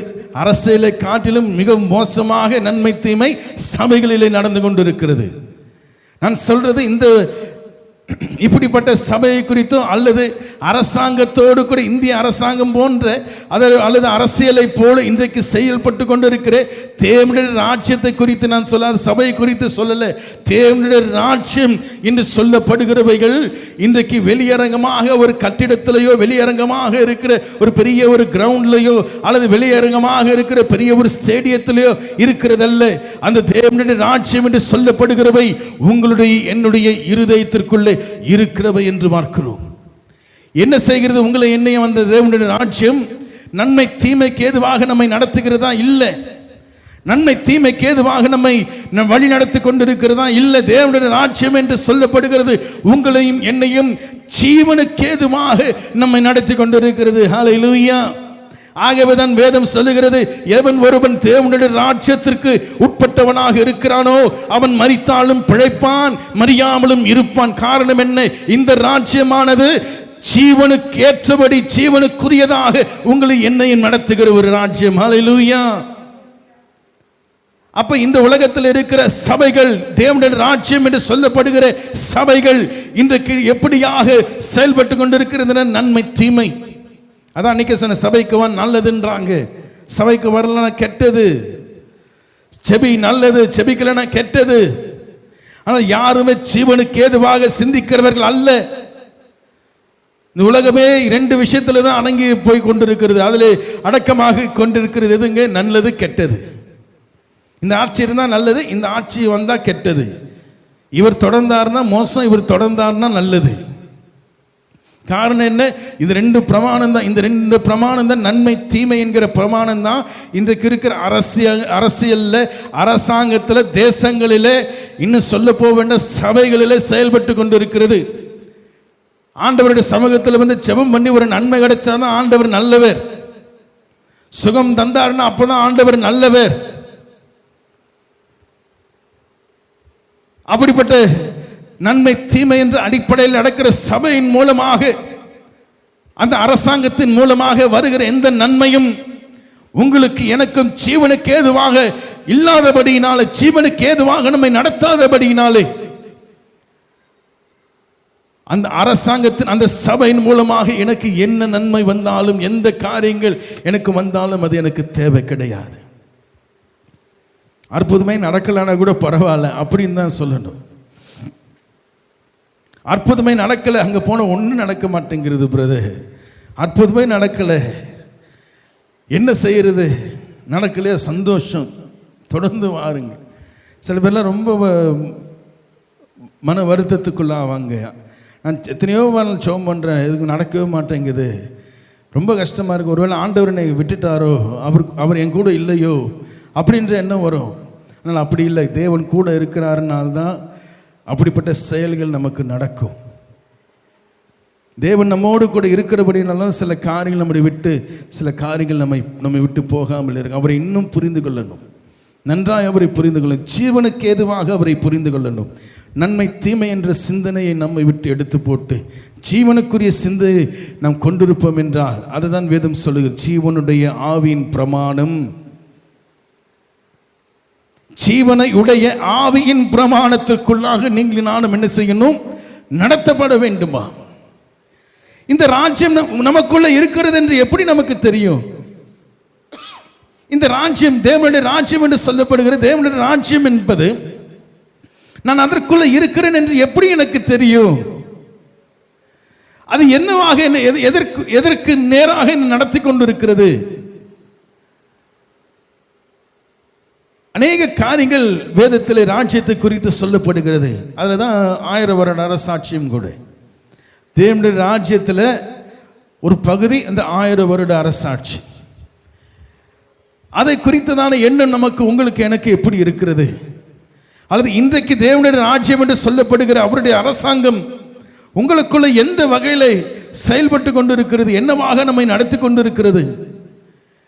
அந்த ராஜ்யத்திற்குள்ளே சேருகிற நீங்களும் நானும், ரட்சிக்கப்பட்டு நாம் தேவனுடைய சபையில் சேர்க்கப்பட்ட நீங்களும் நானும், நன்மை தீமை என்ற விதத்தில் தொடர்ந்து நான் செயல்படுவேன் என்றால் நிச்சயமாக என்ன ஆகாதுங்க? நாம் ஜீவனுக்குரிய பிரமாணத்திற்குள்ளே நம்மால் பிரவேசிக்க முடியாது. ஆகவேதான் அநேக காரியங்களை குறித்து நாம் கவலைப்பட்டு கலங்கி கொண்டிருக்கிறோம். அநேக விஷயங்களை குறித்து நாம் என்ன செய்கிறோம்? புலம்பிக் கொண்டிருக்கிறோம். எது முக்கியம்? போன வாரம் செய்தி அதுதானே. எது நமக்கு பிரதானம், எது நமக்கு முக்கியம் என்பதை நீங்களும் நானும் என்ன செய்கிறது இல்லை, நாம் சிந்திக்கிறது கிடையாது. வேதம் தெளிவாக நமக்கு சொல்லுகிறது, முதலாவது தேவனுடைய ராஜ்யத்தையும் அவருடைய நீதியும் தேடுங்கள். தேவனுடைய ராஜ்யம் என்று சொன்ன உடனே நமக்கு பெரிய ஒரு என்னதுங்க, ஒரு பெரிய ஒரு சர்ச்சு, அதில் பெரிய ஒரு ஊழியக்காரர் உட்கார்ந்துட்டு இருக்கிறாரு. அவர் என்ன செய்ய தேவனுடைய ராஜ்யத்திற்குள்ளே நடத்துகிறார். அங்கே போன அற்புதம் நடக்குது, அங்கே போன என்ன செய்கிறதுங்க, இப்படிப்பட்ட அதிசயங்கள் நடக்கிறது. நம்ம அங்கே போய் நின்று பார்த்தா அந்த சிலை என்ன செய்கிறது, கண்ணை திறந்து பார்க்குது. என்ன பல விஷயங்கள் இன்றைக்கு என்ன செய்கிற எதிர்பார்க்கிறோம். இதெல்லாம் எதன் அடிப்பில் நடக்கிறது? நன்மை தீமை என்ற மாம்சத்தின் பிரமாணத்துக்குரியதாக அவைகள் நடந்து கொண்டு இருக்கிறது என்று பார்க்கிறோம். மாம்சத்துக்குரியவைகளிலே இன்றைக்கு நாம் தேவனுடைய சபையிலே வந்து நாம் நின்று கொண்டிருக்கிறபடினாலே தேவனால் கொடுக்கப்படுகிற நன்மையும் நீங்களே நானும் பெற்றுக்கொள்ள முடியாமல் தபித்துக் கொண்டிருக்கிறோம். நன்மை வேண்டும் என்று சொல்லி நீங்களே நானும் என்ன நன்மை நமக்கு வேண்டும்? தீமைகளின் வாழ்க்கை நடக்கக்கூடாதுன்னு நினைக்கிற எந்த தீமை என் வாழ்க்கையிலே நடக்கக்கூடாதுங்க. என்னதான் நான் எத்தனையாக பலசாலியாக, எத்தனைதான் நான் சொத்துக்களை வைத்தவனாக இருந்தாலும், ஆரோக்கியமான உணவுகளை சாப்பிடுகிறவனாக இருந்தாலும், அல்லது 24 மணி நேரத்தில் டெய்லி 2-3 மணி நேரம் நான் என்ன செய்கிறேன், ஒர்க் அவுட் பண்ணுறேன், எக்ஸசைஸ் பண்ணிகிட்டே இருக்கிறேன், அதனால் என்ன நமக்கு என்ன செய்கிறது, பிரயோஜனம் இருக்குது? அப்போ பிரதர் எக்ஸசைஸ்லாம் பண்ணக்கூடாதுன்னு சொல்கிறேன். நான் அப்படி சொல்ல வரல. நம்முடைய சரீரத்தை சரியான ஒரு நிலையில் நாம் வைத்துக்கொள்ளணும், அது நல்லது. ஆனால் இவைகளை செய்வது நிமித்தமாக எனக்கு நன்மை ஒன்று நடக்கிற நிமித்தமாக நான் கேட்கறதெல்லாம் கிடைச்சிருது அப்படின்னு சொல்லுகிறது நிமித்தமாக உங்களுக்கு எனக்கு எந்த விதத்திலும் ஒரு பிரயோஜனமும் கிடையாது. கடைசியில் நீங்களே நானும் மாண்டு போய் மண்ணுக்குள்ளே போவோம். ஆனால் இன்றைக்கு மனிதன் நன்மை தீமை என்ற விதத்தில் அதற்காக போராடி, அதற்காக வாழ்ந்து, அதற்காக தன் ஜீவனையும் இழக்கிறவனாக இருக்கிறாரே. தேவனுடைய ராஜ்யம் என்று சொல்லப்படுகிறவைகள், இன்றைக்கு இருக்கிற இந்த உலகத்தில் இருக்கிற ராஜ்யங்கள் உங்களுக்கு எனக்கு நன்மை தீமை என்ற விதத்தில் தான் நமக்கு என்ன செய்யறாங்க, செயல்பட்டு கொண்டு இருக்கிறார்கள். 1000-2000 ரூபாய் கொடுத்தா நல்லது, 1000 ரூபாய் கொடுத்தா நல்லது, இதை கொடுத்த இலவசமாக கொடுத்தா நல்லது, அதை இலவசமாக கொடுத்தா நல்லது. ஆனால் யாருமே மனிதனுடைய அடிப்படை தேவைகளை சந்திக்கக்கூடிய, தானே தன் தேவைகளை சந்திக்க வைக்கக்கூடிய திராணி உள்ளவனாக அரசாங்கம் மனிதனை மாற்றாமல் இருக்கிறதுக்கு காரணம் என்ன? அவன் தன்னை பார்த்து கொண்டான், எனக்கு வேலை எல்லாம் போயிடும். அந்த அடிப்படையான காரியங்களை செய்யாமல் இன்றைக்கு மனிதன் என்ன செய்கிறான், 1000-2000 கொடுத்து எப்படியாவது இது பண்ணிடலாம்னு நினைக்கிறாங்க. அது தவறான ஒரு செயல், அது தவறான ஒரு எண்ணம். அது நன்மை தீமை என்ற அந்த கனி நிமித்தமாக பிரமாணத்தின் நிமித்தமாக வருகிறவைகள், அவைகள் மாம்சத்துக்குரியவைகள். இன்றைக்கு இருக்கிற அரசாங்கம் முழுவதும் அப்படிதான் செயல்பட்டு கொண்டு இருக்கிறார். ஆனால் தேவனுடைய ராஜ்யம் நன்மை தீமை என்ற பிரமாணத்தில் அடிப்படையிலே அமைக்கப்படுகிறது அல்ல, ஜீவனுடைய ஆவியின் பிரமாணத்திலே அமைக்கப்படுகிறவைகள் என்று பார்க்கிறோம். ஜீவனுக்குரியதாக நம்மை மாற்றுகிற பிரமாணம் இது.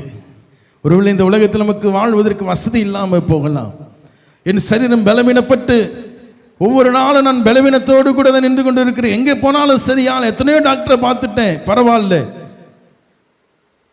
இன்னும் எத்தனை விஷயங்கள் நம்முடைய வாழ்க்கையில் நமக்கு சாதகமாக இருக்கிறதோ பாதகமாக இருக்கிறதோ. அதான் நான் அன்னைக்கு சொன்னேன், சாதகமோ பாதகமோ அது முக்கியம் இல்லைங்க. தேவனை தேடுகிற உணர்வு நம்மை விட்டு போகக்கூடாது. இந்த நிலைக்கு ஒரு மனிதன் வருகிறான் என்றால் அவன் ஜீவனுடைய ஆவியின் பிரமாணத்தை உடையவன்.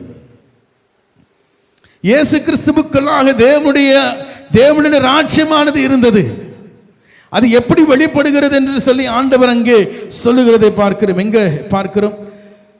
தேவனுடைய ஆவி அதன் மூலமாக நான் கிரியை செய்கிறபடினாலே, கிரியை நடப்பிக்கிறபடினாலே தேவனுடைய ராஜ்யம் உங்களிடத்தில் வந்திருக்கிறது என்று அறிந்து கொள்ளுங்கள். ஹல்லேலூயா. அப்ப தேவனுடைய ராஜ்யம் என்று சொல்லப்படுகிறது எதன் அடிப்படையில் செயல்படுகிறது என்றால் தேவனுடைய ஆவியின் அடிப்படையில் செயல்படுகிறது என்று பார்க்கிறோம். இந்த தேவனுடைய ஆவி என்று சொல்லப்படுகிறது. இன்னொரு வகையிலே நான் சொல்ல வேண்டும் என்றால் தேவனுடைய ஆவியின் வழியாக நீங்களே நானும் சத்தியத்தையும் நீங்கள் நானும் என்ன செய்யணும், புரிந்து கொள்ள வேண்டும் என்று பார்க்கிறோம். சத்தியத்தின் அடிப்படையில் தான் உங்களுக்கும் எனக்கும் தேவனுடைய ராஜ்யமானது நம் மத்தியில் இருக்கிறது. அந்த ராஜ்யத்திற்கு உட்பட்டவனாக நான் இருக்கிறேன் என்பதை நாம் புரிந்து கொள்ள வேண்டும். ஆகவேதான் ரோமர்ல ஒரு பகுதியில் வாசிப்போம், எவர்கள் தேவனுடைய ஆவியினால் நடத்தப்படுகிறார்களோ அவர்கள், சொல்லுங்களேன், எவர்கள் தேவனுடைய ஆவியினால் நடத்தப்படுகிறார்களோ அவர்கள் தேவனுடைய புத்திரராய் இருக்கிறார். அப்படினால் தேவனுக்குரியவர்களாக நம்மை மாற பண்ணுகிறதாம். ஹல்லேலூயா. அப்போ உங்களுக்குள்ளும் எனக்குள்ளும் தேவனுடைய ராஜ்யம் வர வேண்டும் என்றால் உங்களுக்குள்ளும் எனக்குள்ளும் நான் ரட்சிக்கப்பட்டிருக்கிற எனக்குள்ள தேவனுடைய ராஜ்யமானது செயல்பட வேண்டும் என்றால் நான் மரிக்கிற நிலை வரைக்குமாக, கடைசி வரைக்குமாக, இந்த வசனத்துக்கு முன்பு வசனங்களை வாசிச்சு பார்த்தீங்கன்னா தெரியும், அப்படிதான் சொல்லுவார். கடைசி வரைக்குமாக நிலைத்து நிற்கக்கூடியவனாக இருக்க வேண்டும் என்றால் நான் தேவனுடைய ஆவியினால் நான் நடத்தப்பட வேண்டும். தேவனுடைய ஆவி என்று சொல்லப்படுகிறது. இன்னொரு வகையில் நான் சொல்லட்டுமா, தேவனுடைய சத்தியம். அது எப்படி பிரதர் நீங்க சொல்றீங்க? தேவனுடைய ஆவி தான் அங்கே சொல்லப்படுகிறது, சத்தியம் எங்கே வருகிறது? தேவனுடைய ஆவியானவருடைய அல்லது ஆவியினுடைய முக்கியத்துவம் என்ன தெரியுங்களா? நம்மை சகல சத்தியத்திற்குள்ளும் நம்மை வழி நடத்துவதுதான். ஹல்லேலூயா.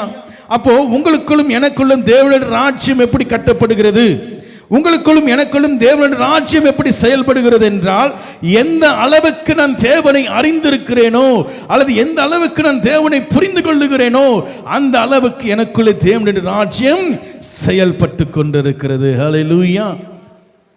அப்போ உங்களுக்குள்ள எனக்குள்ளும் தேவனுடைய ராஜ்யம் செயல்பட வேண்டும் என்றால் சத்தியத்தை அறிவதை தவிர இந்த உலகத்திலே உங்களுக்கு எனக்கு வேற வாய்ப்பு கிடையாது. நன்மை தீமை என்ற அந்த ராஜ்யத்துக்கு உட்பட்டவனாக என்னை மாற பண்ணுவது ஈஸி, என்னை அதன் வழியாக நடத்துவது ஈஸி. அந்த பூமியில தான் நாம் இருக்கிறோம். அதான் ஆண்டவர் சொல்ல, ராயனுடைய ராயனுக்கும் தேவனுக்கு செலுத்துங்கள் சொல்வார். இந்த அரசாங்கத்துக்கு என்ன செய்யணுமோ செய், அதை தவிர அதை விட்டு விடாதே. நீ என்ன செய்யணும், ஓட்டு போடணுமா, நீ போய் நிச்சயமா அந்த ஓட்டை போடு. யார் உனக்கு நன்மை செய்வார்கள் என்று நினைக்கிறாயோ அந்த மக்களுக்கு, அந்த அரசாங்கத்திற்கு நீ ஓட்டு போடு. அதில் எந்த மாற்றம் கிடையாது, எந்த விதமான தீமையும் கிடையாது. அது நிச்சயமாக இந்த அரசாங்கத்துக்குரிய காரியத்தை செய்யணும். அதான் ஆண்டவர் சொன்னார், ராயனுடையதை ராயனுக்கும் அரசாங்கத்துக்குரியதை அரசாங்கத்திற்கும், அல்லது இந்த உலகத்தின் அரசாங்கத்துக்குரியதை அரசாங்கத்திற்கும், தேவனுடைய ராஜ்யத்துக்குரியதை தேவனுக்கும் செலுத்துங்கள். தேவனுடைய ராஜ்யத்துக்குரியதை நான் எப்படி செலுத்த முடியாது? தேவனுடைய ஆவியில் நான் நடத்தப்படும். தேவனுடைய ஆவினால் நான் எப்படி நடத்தப்படுவேன் என்றால் தேவனுடைய சத்தியத்தை அறிவது நிமித்தமாக. அல்லேலூயா. தேவனுடைய சத்தியத்தை நீங்களே நானும் அறிய நமக்குள்ள என்ன செய்கிறதுங்க? ஜீவன் உண்டாக்கப்படுகிறது. கிறிஸ்துவின் ஜீவன் நமக்குள்ளே உண்டாக்கப்படுகிறது. அதுதான் வேதம் சொல்லுகிறது போல ஜீவனை உடைய ஆவியின் பிரமாணமாகிய சத்தியத்தை அறிந்து கொள்வதுதான் உங்களுக்கு எனக்கும் கொடுக்கப்பட்டு இருக்கிற இந்த ஒரு வாழ்க்கை. எத்தனை வருஷம் நான் இந்த பூமியில் வாழ்கிறேன் என்பது முக்கியமல்ல, எத்தனை வருஷம் இந்த பூமியில் எனக்கு பலன் இருக்கிறது என்பது முக்கியமல்ல. ஆனால் தேவனுடைய ஆவியினால் நடத்தப்படுகிறேனா, தேவனுடைய சத்தியத்தின் அடிப்படையில் நான் நடத்தப்படுகிறேனா, அல்லது நன்மை தீமை என்ற விதத்தில் சபையில் வந்து செயல்பட்டு கொண்டு இது நல்லதுங்க, இது கெட்டதுங்க அப்படின்னு சொல்லிட்டு தீர்மானித்து, அல்லது நான் நியாயம் நிற்கிறவனாக இருக்கிறேனா, அல்லது வந்து உட்கார்ந்து தேவனுடைய சத்தியத்தை கேட்டு ஜீவனுடைய ஆவின் பிரமாணத்தில் வளருகிறவனாக நீங்களும் நானும் இருக்கிறோமா? அப்போ தேவனுடைய ராஜ்யம் என்பது உங்களுக்குள்ள எனக்குள்ள இருக்கிற ஒன்று. ஹல்லேலூயா. இயேசு கிறிஸ்துவுக்குள்ளே தேவனுடைய ஆவியினாலே அவர் கிரியை நடப்பித்தபடியினாலே, சத்தியத்தின் அடிப்படையிலே அவர் கிரியை நடப்பித்தபடியினாலே தேவனுடைய ராஜ்யம் அதன் மூலமாக விளங்கிற்று. அப்போ உங்களுக்குள் எனக்குள்ளும் தேவனுடைய ஆவி என்று சொல்லப்படுகிற தேவனுடைய சத்தியம் இருக்கும் என்றால் உங்களுக்குள்ள எனக்குள்ள தேவனுடைய ராஜ்யம் இருக்கிறது. ஹல்லேலூயா. அதில் எந்த மாற்றமும் இல்லை. ஆகவே தான் ஆண்டவர் சொல்றார், பிதாவினுடைய பரலோக ராஜ்யத்தில் இருக்கிற எங்கள் பிதாவே, உம்முடைய ராஜ்யம் வருவதாக, உம்முடைய சித்தம் பரலோகத்தில் செய்யப்படுகிறது போல பூமியிலும் செய்யப்படுவதாக என்று சொல்லி இயேசு கிறிஸ்து உங்களுக்கு எனக்கு ஒரு ஜெபத்தை சொல்லிக் கொடுத்தார். அப்போ ஜெபத்தினுடைய நோக்கம் என்னவென்றால் தேவனுடைய ராஜ்யம் நமக்குள்ளே வர வேண்டும். ஹல்லேலூயா. தேவனுடைய ராஜ்யமானது நமக்குள்ளே பிரவேசிக்கப்பட வேண்டும், இருக்க வேண்டும். தொடர்ந்து அந்த ராஜ்யத்திலே நான் பிரவேசிக்க வேண்டும் என்றால் வேதம் சொல்லுகிறது போல அநேக காரியங்களிலே நான் தேவனுக்குரியவனாக, என்னுடைய செயலெல்லாம் ஜீவனுக்கு ஏற்றபடி நடக்கிறதாக இருக்க வேண்டும். ஒருவேளை தேவனுடைய ராஜ்யத்துக்கு உட்பட்டவனாக இந்த பூமியில் நான் கண்ணை மூடுவன்னா ஜீவனுக்குரியவனாக நிச்சயம் நான் எழுந்திருப்பேன். அல்லது நன்மை தீமை என்றுக்குரியது அந்த பாவ பிரமாணத்துக்குரியவனாக நான் வாழ்வேன் என்றால் இந்த அரசாங்கத்தோடு கூட சேர்ந்து நானும் என்ன செய்யப்பேன்? அழிக்கப்பட்டு இந்த உலகத்தில் திரும்ப எழுந்திருக்க முடியாத அளவுக்கு நான் தேவனை விட்டு இன்னும் தூர நான் போய்விடுவேன். இந்த ரெண்டு ராஜ்யத்திற்குள்ளாக எந்த ராஜ்யத்திற்கு உட்பட்டவனாக நீங்கள் நானும் செயல்படுகிறோம் என்பதை நாம் நிதானிக்க வேண்டும். ஹல்லேலூயா. எழுந்து நிற்போம். ஆண்டவருக்கு நாம் நன்றி செலுத்துவோம்.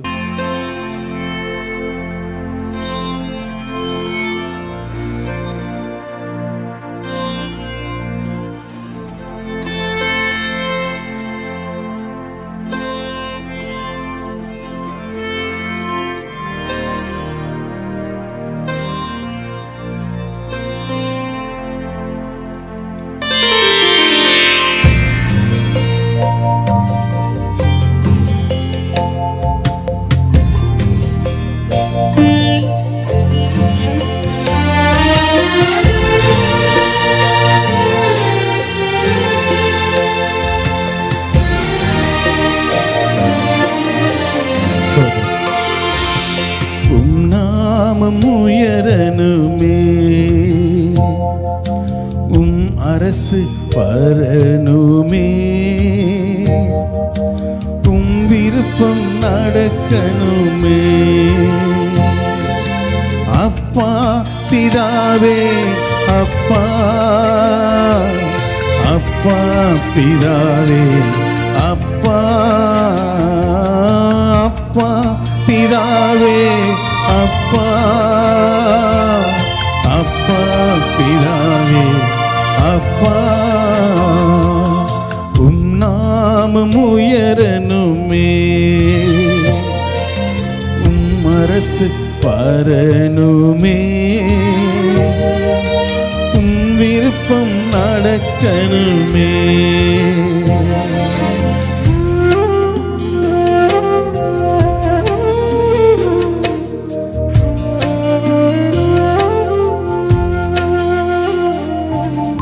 ஆட்சியும் வல்லமை மாட்சியும் மகிமை என்றென்றும் உமக்கே சொந்தம். ஆட்சியும் வல்லமை மாட்சியும் மகிமை என்றென்றும் உமக்கே சொந்தம், என்றென்றும் உமக்கே சொந்தம். அப்பா பிதாவே, அப்பா சொல்லுவோம், அப்பா பிதாவே, அப்பா அப்பா பிதாவே, அப்பா அப்பா பிதாவே, அப்பா.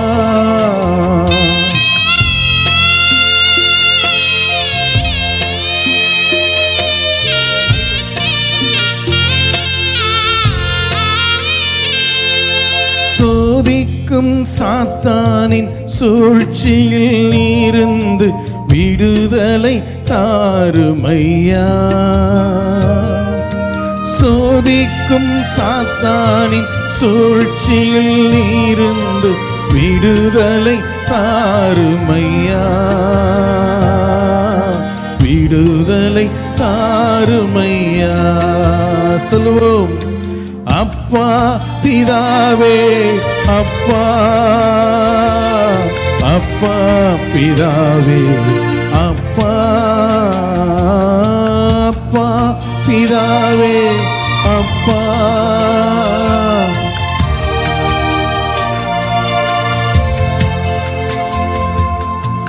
சொல்லுவோம், பிறர் குற்றம் மன்னித்தோம், அதனால் எங்கள் குறைகளை மன்னியும் ஆண்டவரே. பாடு. பிறர் குற்றம் மன்னித்தோம், ஆதலால் எங்கள் குறைகளை மன்னியுமே. பிறர் குற்றம் மன்னித்தோம், ஆதலால் எங்கள் குறைகளை மன்னியுமே, குறைகளை மன்னியுமே. அப்பா பிதாவே, அப்பா அப்பா பிதாவே, அப்பா அப்பா பிதாவே, அப்பா அப்பா பிதாவே.